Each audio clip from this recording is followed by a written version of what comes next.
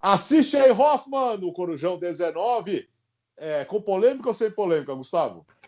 Eu acho que vai ter polêmica sim, porque mexe com grandes ídolos do futebol brasileiro, grandes ídolos de clubes brasileiros que deram certo na Europa também. A gente vai falar sobre os maiores ídolos brasileiros de clubes europeus. Eu vou explicar melhor para a gente chegar a um grupo bem restrito, mas antes faça sua inscrição nos 4 canais, os links estão aqui embaixo. Passeie pela playlist do Corujão também, assista todos os vídeos. Fala, Rafa, e aí? Bom, primeiro um abraço para todo mundo. O Hoffman já fez o serviço aí da interação da galera. E lá no meu canal a gente fala sobre da sequência aquelas seleções malucas que a gente tem feito, dessa vez com um desafio que é da CONCACAF, mas só com um representante de cada país, então a galera está convidada para ir lá. Léo. Times que mudaram de cidade, é o que a gente discute lá no Bertozzi pelo Mundo, né? Com o gancho aí do Morelia, que mudou para Mazatlán, lá no México, um dos tantos times mexicanos que fizeram isso. E a gente fala de outras histórias e pergunta aí o que você faria se seu time fosse embora. E Champions League, como vai terminar essa temporada? Nós vamos discutir no Descamisados. Mas agora o assunto aqui assiste aí, Hoffman. Diz aí, Gustavo. Pois é, então. Quando a gente fala de ídolos do futebol brasileiro, a história do nosso futebol é riquíssima e tem alguns dos maiores e melhores jogadores da história. E, naturalmente, diversos que tiveram passagens muito marcantes na Europa. Mas eu quero saber assim, quais são os maiores entre os maiores brasileiros ídolos na Europa? Quais jogadores brasileiros disputam o status, a posição de maior jogador na história de um clube europeu? Porque se a gente for falar em ídolos brasileiros por lá, a gente poderia ficar falando aqui de um monte. Então, por exemplo, Careca no Napoli, Gilberto Silva no Arsenal, Toninho Cerezo na Sampdoria, Elber no Bayern, Ronaldinho Gaúcho no Barcelona, o Romário no Barcelona também, Roberto Carlos no Real Madrid, Kaká no Milan, outros talvez menos badalados, Luizão no Benfica, com uma história gigantesca, Luiz Pereira no Atlético de Madrid, Leivinha também no Atlético de Madrid, o Dedé no Borussia Dortmund, o Ailton no Werder Bremen, para falar de Bundesliga ainda, Jardel no Porto. Então a gente tem vários ídolos, mas para mim esses que eu citei não entram numa discussão se eles são os maiores ídolos da história desses clubes. Se a gente fechar essa lista, eu tenho 5 nomes para discutirmos aqui. E aí, se alguém tiver mais alguma sugestão, a gente amplia o debate. Mauro Silva, no Deportivo. Alex, no Fenerbahçe. Falcão, na Roma. Juninho Pernambucano, no Lyon. E Juninho Paulista, no Middlesbrough. Eu acho que, assim, óbvio, não são os 5 melhores brasileiros ou 5 maiores brasileiros que passaram na Europa. Mas, relacionando a carreira deles a um clube específico, eu acho que eu fecho com esse grupo, que é pesado. Aí você tem tudo, né? Você tem longevidade, você tem conquistas, você tem identificação, você tem tudo isso. Agora, a boa discussão é se é o maior, né? Porque o Juninhos, eu não tenho muita dúvida, não. O Falcão veio um certo tote depois, né? Que além de que é romanista, toda a carreira dedicada ao clube, então eu não sei se eu colocaria o Falcão como um ídolo maior, mas isso pode depender muito de geração, né? Talvez o romanista de 50 anos vá ter o Falcão e o romanista de 30 anos, de 20, 30 anos não vá ter. Isso aí depende muito de época também. Acho o Alex indiscutível também, o cara tem uma estátua e tudo que ele deixou lá não dá para discutir. E o Mauro Silva junta a longevidade, né? Porque o Bebeto foi importante lá, mas o Mauro Silva ainda ficou para colher os frutos da ascensão do Deportivo La Coruña, né? Sobre essa eu falar tanto do Careca, né? Mas é difícil, não dá para ser. É difícil colocar o Careca nessa lista. Não dá. Até isso que o Bertozzi citou, né? É isso, assim, eu acho que o Falcão, pelo que é o Totti, não é o maior jogador na história da Roma. Mas se pegar uma discussão com os mais velhos, eles vão citar o Falcão. Eles vão colocar o Falcão na discussão. Sim. E eu acho que é isso que pesa. Não, eu acho que esse ponto do Bertozzi ele é fundamental para a gente partir para qualquer discussão. Entender que o conceito também de ídolo, né, é um conceito que tem um lado subjetivo. Você tem o lado ali de como você viveu, de como aquelas memórias te afetam, de que forma aquilo ficou marcado. às vezes não é o melhor que fica mais marcado para você também, então o ídolo não necessariamente é o melhor jogador, como vocês já citaram. Isso tudo às vezes, é impossível de mensurar, né? Na hora de avaliar esse tipo de coisa. E aí depende de como as memórias vão estar relacionadas a momentos da vida de cada um também. Na primeira lista, eu acho que você não chegou a falar, você falou do Alex no Fenerbahçe, mas o próprio Taffarel no Galatasaray também é um que poderia entrar na lista primeira, né? Na primeira lista. E da primeira lista, eu acho que alguns nomes ainda geram discussão também. Não para ser o melhor, o principal ídolo da história, mas o tamanho do Ronaldinho Gaúcho no Barcelona é gigante. Ele deu início à maior era da história do clube. E ele era o personagem dessa transição, dessa transformação. É que depois veio um tal de Messi que conduziu com a maior longevidade absurda um período melhor ainda. Mas o tamanho como ídolo do Ronaldinho, eu acho que é gigante também, entra nessa disputa. O Mauro Silva virou nome de rua, né, em La Coruña. Então, assim, só isso já dá uma dimensão do que é o Mauro Silva para o Deportivo. Eu até recentemente, dentro da série lá no canal de rever jogos históricos, eu fiz a final da Copa do Rei de 2002, quando o Mauro Silva faz uma partida espetacular, o Deportivo vence o Real Madrid no Santiago Bernabéu, no jogo da festa do centenário do Real Madrid. E o Mauro Silva faz uma partida fantástica, é o cara do jogo, marcando, tomando conta, e é um dos motivos para ele ser tão ídolo por lá. Mas eu tô com o Léo aí. Acho que Mauro Silva, Alex e os Juninhos são caras que certamente estão ali como o ídolo da história do clube. O mais incrível, né, Léo? Tem uma história desse jogo, viu, Alex? O que o Djalminha conta, que o Flávio Conceição, né, que era do Real Madrid, estava falando para ele onde é que ia ser a festa do título depois do jogo, que ele podia passar lá se ele quisesse. Agora, é incrível, né? Um cara como o Ronaldo Fenômeno não tem essa ligação, né, Gustavo? Um cara que jogou tanta bola, mas não tem essa ligação de ser o ídolo, o grande ídolo desses times que ele passou, né? E, Alex, foi justamente o Ronaldo Fenômeno que me inspirou a esse tema. Ele é a fonte de inspiração por não ter uma identificação grande com nenhum desses clubes da carreira. Então, assim, se eu olho para o Ronaldo e relaciono com um clube da Europa, eu ligo ao Real Madrid hoje, sabe? Eu acho que a maior referência do Ronaldo é o Real Madrid, mas não foi o clube onde ele mais venceu, não foi o clube onde ele onde ele foi melhor. Mas para o Ronaldo faltou uma identificação maior, até porque ele jogou em rivais, né? Barcelona, Real Madrid, Internacional e Milan. Então, faltou isso para o Ronaldo, essa identificação maior com um clube. No Brasil, apesar da formação no Cruzeiro, ele acabou identificado com o Corinthians por conta da reta final de carreira. Mas, mesmo assim, você não coloca o Ronaldo, por exemplo, numa seleção de todos os tempos do Corinthians. Não.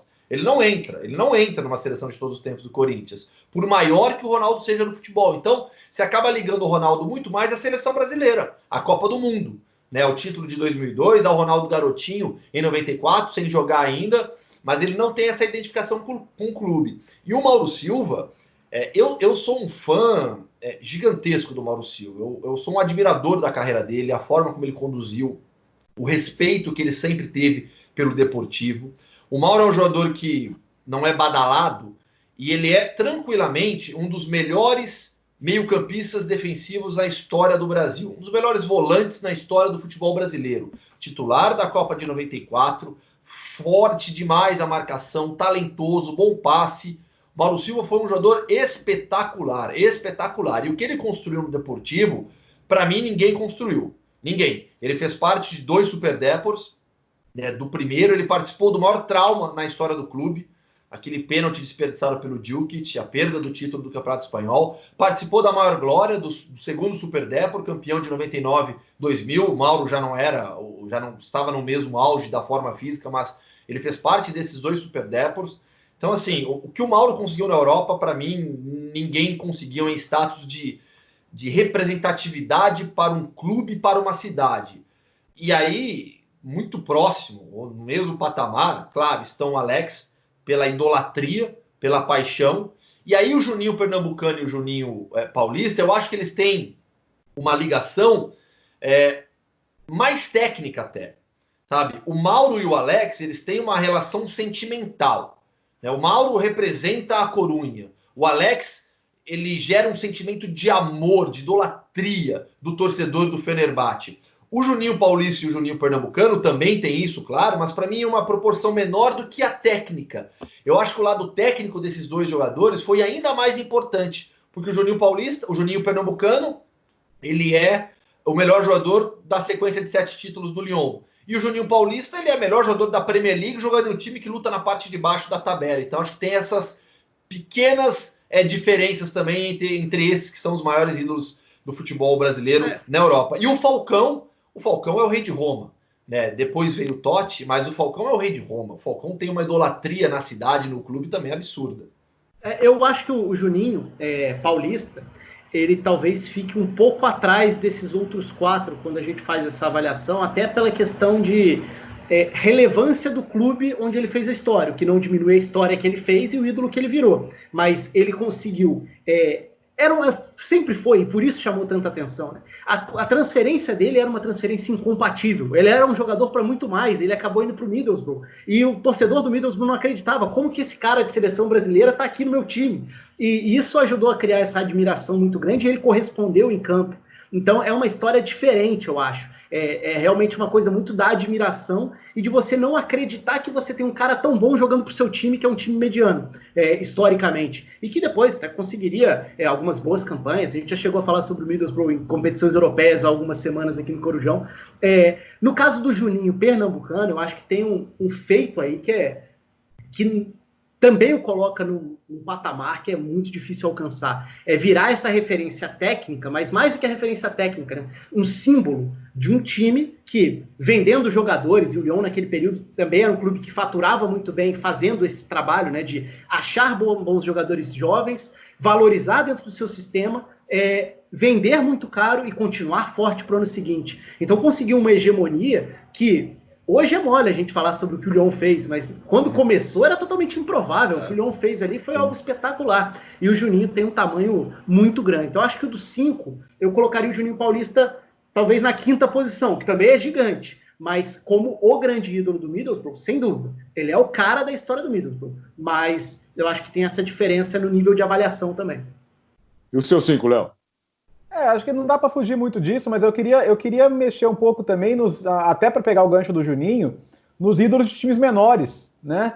Porque, por exemplo, na época dos 3 estrangeiros, você tinha muito jogador de nível de seleção indo parar em times menores. Como o Rafa falou, nessa época já não era assim, mas antes, o Casão no Ascoli, cara, o Júnior no Pescara, o João Paulo no Bari, que eu fiz entrevista com ele pro canal outro dia, o João Paulo pro Bari era o Pelé, cara.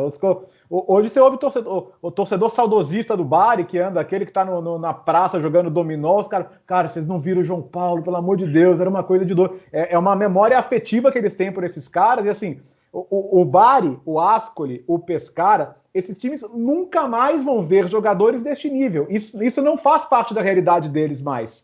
Mas durante um tempo... era normal. Durante um tempo, cada time menor tinha um craque internacional porque não tinha lugar para todo mundo. Então, acho que alguns brasileiros nessa época conseguiram criar uma identificação muito legal, no sentido de o cara volta para lá, é bem recebido, as pessoas falam bem, ele sempre que pode fala do time. Acho que isso é muito bacana também. Sabe quem que a gente precisa citar nesse contexto? O Zico na Udinese. Sim, opa. Sabe? O Galinho na Udinese. Tem até um vídeo recente, eu não sei, acho que foi de pouco tempo atrás, né, de uma visita dele a um jogo da Udinese, que a torcida inteira aplaude o Zico. Né, e o Zico nem de perto foi na Udinese o que ele foi no Flamengo. Né, não tem nem comparação. Mas eu acho que entra nesse contexto que o Bertozzi citou. E aí, duas coisas legais também, né? Sobre o Juninho Paulista. Talvez hoje em dia, um Juninho Paulista no Middlesbrough duraria uma temporada.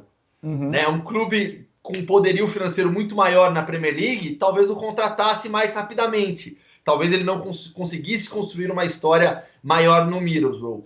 E para citar um pouco do mundo alternativo, afinal de contas estamos aqui no Assis Hoffmann, o Bertozzi falou sobre esses jogadores com ligação em clubes italianos. No leste europeu, a gente tem também algumas histórias assim. Então, por exemplo, o Jadson no Shakhtar é um dos maiores ídolos na história. Marcou o gol do título da Liga Europa. Eu já ouvi de relatos no antigo estádio do Shakhtar, né, no corredor que levava ao campo, você tinha uma foto do Jadson gigantesca marcando o gol do título da Liga Europa, na Donbass Arena. Outros exemplos, vou citar um bem alternativo. mas que é conhecido de quem gosta desse mundo mais underground. O Marcos Tavares, jogador do Maribor, né, da Eslovênia, está lá há mais de uma década, é o maior artilheiro na história do clube, tem o maior número de jogos na história do clube, faz campanha social na cidade, é uma figura conhecida nacionalmente na Eslovênia.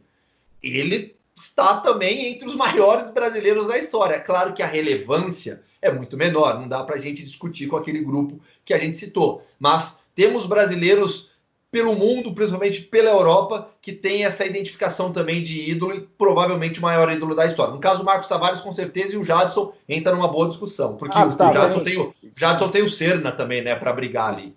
Quem gosta dessa coisa meio underground? O Gustavo gosta. Então, para citar dois undergrounds aí, que até viraram, tem os caras que viraram búlgaros, né? O Marcelinho e o Wanderson, que o Ludogorets se torna um time dominante na Bulgária e eles são tão identificados lá que até passaram a jogar pela Bulgária. Na Ucrânia, hoje em dia, você tem o Júnior Moraes e o Marlos, né, jogando pela seleção ucraniana, atletas do Shakhtar. Você falou da festa do Zico, acho que foi ano passado, o Amoroso mandou várias imagens. Foi uma festa... Foi no ano passado, né? Foi ano passado, foi espetacular. Agora, fechando a conversa, para vocês, então, nós chegamos à lista dos 5. Por favor, elejam apenas um, então. Eu voto no Mauro. Alex. Eu tô entre os dois também. São os dois, né? Eu vou de Tcharam. Mauro, pelo fato do Fenerbahçe ter vivido outros grandes momentos dentro da história também. Para o Deportivo foi um período mais único, digamos assim, e com esse grande símbolo também. Mas, sim, não tem certo ou errado nessa história, não. Eu vou ter que empatar o jogo, viu? Porque o que o Alex representa para o time, a idolatria, toda vez que ele vai lá, ele simplesmente para tudo. A gente já viu imagens onde ele vai. Lembra da cobertura da ESPN? Shopping, parou o shopping. Foi uma coisa louco, né? Não, foi da cobertura da ESPN. Onde foi? Foi fora da Turquia. Foi na Alemanha. Foi na Alemanha, né? Foi na Alemanha. Sim, em Berlim, né? Em Berlim. Sim. Que o Alex tem uma tem comunidade... muitos turcos também, né? Sim, uma comunidade turca gigantesca. A cidade tiveram que fazer um esquema especial de segurança na frente do hotel da equipe da ESPN Brasil. Sabe quem vai desempatar isso aqui, Alex? Quem está acompanhando o vídeo. Sim. Coloque aqui nos comentários. O maior brasileiro na história do futebol europeu nesse contexto de idolatria. Está 2-2 aqui, você desempata. Ou se quiser embolar o jogo, fica à vontade também, mas a discussão é muito boa. Alex ou Mauro Silva. Aliás, dois grandes caras, né? O Alex trabalha com a gente nos canais ESPN e o Mauro Silva vira e mexe, está lá também com a gente. Mauro é uma das pessoas mais educadas que eu já conheci no futebol. Trabalha hoje em dia na Federação Paulista. E só para destacar, né? Ele tá conduzindo um leilão aí de artigos importantes de jogadores, né? Para ajudar aí nesse momento de crise. Então, muito bacana isso que ele tá fazendo lá também. Eu acho que um dos meus primeiros programas na ESPN, na Copa de 2002, era André Kfouri, de quem eu não conhecia, né? E morria de medo dele. Aí quem quebrou o clima, quem quebrou o gelo ali para deixar o ambiente tranquilo, foi o Mauro Silva. Tá vendo? Nós três, direto da redação. Olhava pro lá e falava, André Kfouri, boa tarde. Boa tarde. Ô Mauro, tudo bem? E aí, tudo bem? Alguém aí tá gostando? Eu falei, não, eu tô gostando. Vamos lá, André? Vamos. E eu, Alex, que fiz o meu teste na ESPN, foi com o André Kfouri. Parabéns. Indicado por Leonardo Bertozzi, contratado por José Trajano. Mas o André Kfouri é gente boa pra caramba. Apenas um personagem. Certo, Gustavo? Fechamos? Fechou. Discussão bem legal. Pra gente falar de história, assim, é bacana demais. Né? Então, assiste aí Hoffman, aí tem o Rafael Oliveira Futebol, o Bertozzi pelo Mundo e o Descamisados. Você confere os 4 vídeos dentro do Corujão 19. Valeu!